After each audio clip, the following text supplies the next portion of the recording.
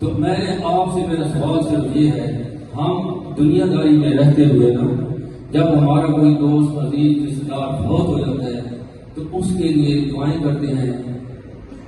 ختم دلاتے ہیں، جو کچھ بھی ہو سکتا ہے اپنی طرف سے اس کے لیے کرتے ہیں۔ مقصد کیا ہوتا ہے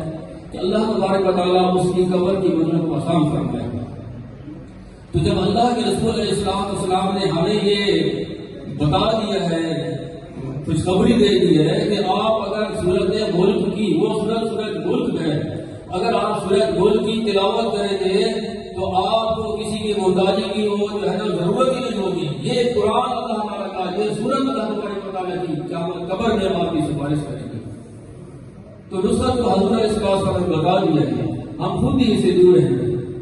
تو یہ چیزیں دیکھو قرآن کریم کے حوالے سے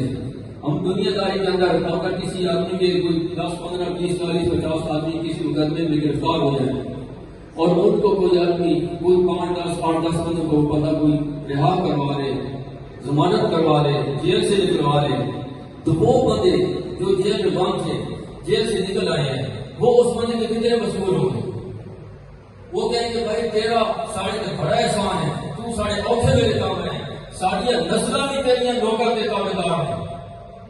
ہے کہ نہیں اسی طرح؟ اور میرے بزرگوں اور میرے بھائیوں، آج جس دنیا کی تعلیم اپنے بچوں کو دے رہے ہیں، کوئی بندہ مجھے یہ بتائے کہ مرنے کے بعد یہ تعلیم اس سے کام آئے گی؟ کوئی بندہ یہ بتا دے یہ تعلیم دنیا ہی میں رہ جائے گی؟ ہمارے سرکار فرماتے ہیں یہ ایک ہنر ہے روزی کمانے کا، یہ علم نہیں ہے۔ علم تو یہ قرآن ہے جس کو ہم نے سیکھنا تھا، یہ قرآن کا علم ہم نے چھوڑ دیا ہے۔ تو قرآن تو وہ نور ہے، وہ علم ہے، وہ دولت ہے، وہ خزانہ ہے کہ قیامت والے دن جس بندے نے اپنے بچے کو قرآن پاک کی تعلیم دلوائی ہوگی، حافظ قرآن بنایا ہوگا،